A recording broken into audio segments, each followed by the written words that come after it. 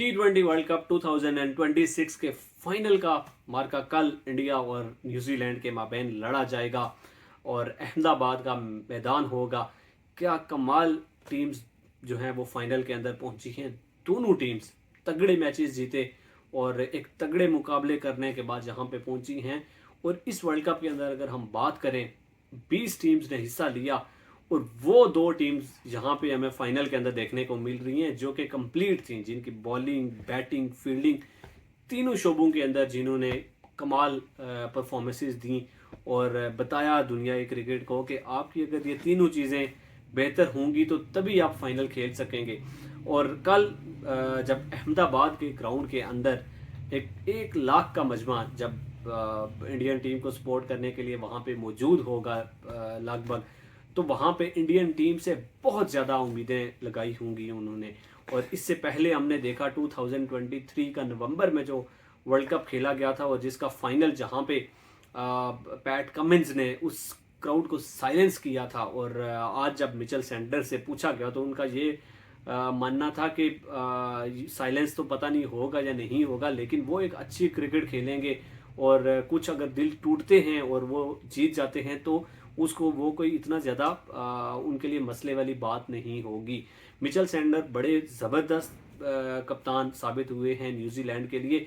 हालांकि कुछ मैचेस के अंदर इनकी तरफ से बड़ी ख़राब किस्म की परफॉर्मेंसेस भी देखने को मिली, जिस तरह से जो साउथ अफ्रीका वाला मैच ये लोग हारे, किस तरह से उन्होंने आके चेस कर लिया था, लेकिन जहाँ पे सेमीफाइनल में पहुँचने के बाद उन्होंने साउथ अफ्रीका को हराया। और इससे पहले जो इंग्लैंड के अगेंस्ट मैच ये लोग हारे थे और क्योंकि नेट रन रेट बेहतर होने की वजह से ये आगे आने वाले अगले मैच के लिए अगले मरहले के लिए क्वालिफाई कर गए।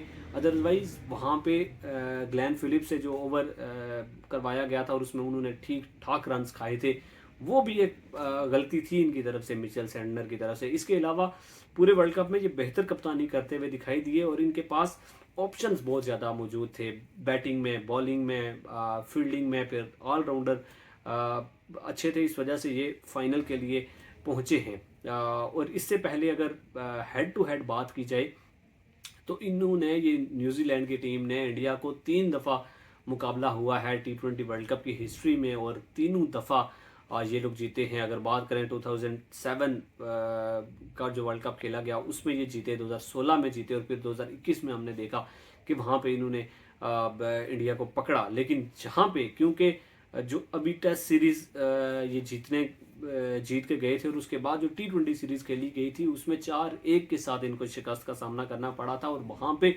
इंडियन टीम हर मैच के अंदर 250 का जो है वो टोटल बोर्ड के ऊपर लगा रही है और ये लोग भी ठीक ठाक 210-220 तक ये लोग भी मारते रहे हैं। सो इनको स्पिन खेलने का भी अच्छा खासा आइडिया है वरुण चक्रवर्ती के अगेंस्ट, जसप्रीत बुमराह के अगेंस्ट, क्योंकि बुमराह को ठीक ठाक रन्स भी उस सीरीज़ के अंदर लग गए थे। सो बाकी जो बैटर्स हैं, जो बॉलर्स हैं, उनके अगेंस्ट भी इनको खेलने का बड़ा अच्छा खासा तजर्बा है। और सबसे ज़्यादा अगर पिछले अगर कुछ टाइम में एशिया के अंदर T20 क्रिकेट खेली है तो ये न्यूजीलैंड की टीम ने खेली है। पाकिस्तान के साथ सीरीज़ होती है, 5-5 मैच खेलते हैं। इंडिया के साथ सीरीज़ होती है, वहाँ पे 5-5 मैच, फिर बांग्लादेश में।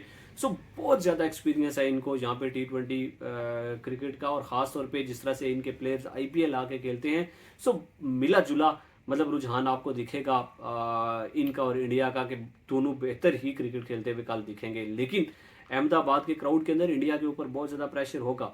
दूसरी तरफ अगर देखा जाए तो इंडियन टीम बहुत ज़्यादा बैलेंस्ड लग रही है। ठीक है, वरुण चक्रवर्ती को पिछले मैच के अंदर अच्छे खासे रन हो गए, लेकिन बुमराह का वो ओवर जिसने इंग्लैंड को तोड़ा और जो उम्मीदें थी इंडियंस की उनको जोड़ा और फिर अहमदाबाद के ग्राउंड के अंदर वो अब आएंगे। उम्मीदें बड़ी होंगी सूर्या कुमार यादव की इस टीम के साथ। अभिषेक शर्मा को पता नहीं वो लेके आएंगे नहीं लेके आएंगे। मेरे ख्याल से इंडियन टीम एक आध चांस उनको लाजमी देगी, क्योंकि वो अगर क्लिक कर जाते हैं और जिस तरह के वो ताबड़तोड़ किस्म के बैटर हैं तो फिर सोने पे सुहागा साबित हो सकते हैं। दूसरी तरफ वरुण चक्रवर्ती जो कि नंबर 1 बॉलर हैं, वो अगर चल जाते हैं तो वो भी इंडियन टीम के लिए बहुत ज़बरदस्त चीज़ साबित हो सकते हैं। लेकिन कल का मुकाबला जब अहमदाबाद के स्टेडियम के अंदर देखने को मिलेगा और ठीक ठाक रन जो है वो हमें इस मुकाबले में देखने को मिल सकते हैं, क्योंकि इससे पहले हमने देखा कि इस अहमदाबाद के ग्राउंड के अंदर जो मैचेस खेले गए वो लगभग 200 रन चेस होते रहे हैं। और इंडियन टीम की स्ट्रेंथ ही यही है कि वो इस तरह की पिचेस, फ्लैट पिचेस के ऊपर बड़े माहिर किस्म की बैटिंग करते हैं, ताबड़तोड़ बैटिंग करते हैं। 200-250 रन्स का एक पहाड़ जैसा हदफ टीम जो सामना उनके कर रही होती है उसको लगा के रख देते हैं। और फिर आपने देखा पिछला मैच भी वानखेड़े के अंदर जो खेला गया, क्या कमाल परफॉर्मेंस उनकी तरफ से। और जब 250 का हिंसा आपने अबूर कर लिया तो एक साइकोलॉजिकल एज आपको हासिल हो जाता है कि आप किसी भी टीम को, दुनिया क्रिकेट की कोई भी टीम हो, उसके अंदर कितने ही ताबड़तोड़ किस्म के बैटर्स हों, डिस्ट्रक्टिव ओपनर्स हों, मिडल ऑर्डर उनका बहुत ज़बरदस्त हो, फिर भी आप उनको हरा सकते हैं। और ये इंडिया ने साबित किया है। कल जो अहमदाबाद के अंदर मैच खेला जाएगा उसमें इंडियन टीम की स्ट्रेटेजी वही जिस तरह से इंग्लैंड के अगेंस्ट उन्होंने की थी। अगर टॉस जीतते हैं, पहले बैटिंग करते हैं और बोर्ड के ऊपर अगर ये 220-30 का टारगेट सेट कर देते हैं तो फिर न्यूजीलैंड के लिए बहुत ज़्यादा मुश्किल हो जाएगा। और अगर न्यूजीलैंड की टीम पहले बैटिंग करती है तो फिर भी इंडियन टीम के पास बहुत ज़्यादा चांस मौजूद होगा इस मैच को जीतने का। लेकिन अगर न्यूजीलैंड की टीम 220-230 तक का मार्जिन दे जाती है इंडियन टीम को तो फिर बहुत ज़्यादा इंडियन टीम को भी मेहनत करनी पड़ेगी, क्योंकि ये फाइनल है और उम्मीदें बहुत ज़्यादा हैं उनके साथ। दूसरी तरफ अगर देखा जाए तो न्यूजीलैंड के ऊपर इतनी ज़्यादा उम्मीदें नहीं हैं, क्योंकि इससे पहले भी वो बहुत सारे फाइनल्स खेल चुके हैं। और मेरे ख्याल से अगर वो यहाँ पे फाइनल हार के भी चले जाते हैं तो कोई इतना ज़्यादा वावेला नहीं होगा। लेकिन जहाँ पे इंडियन टीम अगर हारती है और जो उनका क्राउन है जो 2024 में उन्होंने जीता था T20 वर्ल्ड कप, उसको अगर डिफेंड नहीं कर सकते हैं तो फिर बहुत ज़्यादा बातें होंगी। और आपको पता है ऑलरेडी कि अभिषेक शर्मा के ऊपर जिस तरह से बातें होना शुरू हो गई हैं, वरुण चक्रवर्ती, क्योंकि ये दोनों एज ए नंबर 1 बैटर और एज ए नंबर 1 बॉलर आए थे। लेकिन क्या परफॉर्मेंस इंडियन टीम के लिए दी है पिछले 2 से 3 अगर मैच उठा के देखें, सिवाय जिम्बाब्वे वाले मैच के अभिषेक शर्मा के बल्ले से कोई रन नहीं आए हैं किसी भी टीम के अगेंस्ट। और वरुण चक्रवर्ती वो शुरू के जो ग्रुप मैचेस खेले गए जहाँ पे एसोसिएट नेशंस खेल रही थी उनके अगेंस्ट कुछ अच्छी परफॉर्मेंसेस, फिर पाकिस्तान के अगेंस्ट कुछ बेहतर परफॉर्मेंस, और उसके बाद फिर उनका डाउनफॉल चलता रहा और रन्स पे रन्स खाते रहे। बुमराह एक बहुत बड़ा एडिशन है। हार्दिक पांड्या जिस तरह से बॉलिंग कर रहे हैं वो आके मिडल ओवर्स के अंदर कुछ बेहतर कर सकते हैं और एक ट्रम्प कार्ड साबित हो सकते हैं। मुझे अगर देखा जाए इस मैच के अंदर में सबसे ज़्यादा अगर इम्पॉर्टेंट रोल अगर कोई निभा सकता है इंडियन टीम की तरफ से तो वह हार्दिक पांड्या होंगे।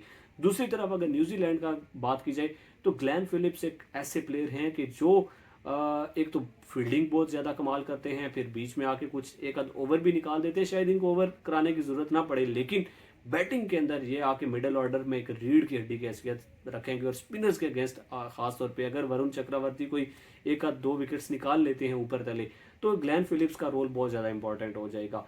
इंशाल्लाह मिलेंगे आपके साथ नेक्स्ट वीडियो में, तब तक के लिए आपसे इजाज़त चाहूँगा। दुआओं में याद रखिएगा, अपना बहुत सारा ख्याल रखिएगा। अल्लाह हाफिज़।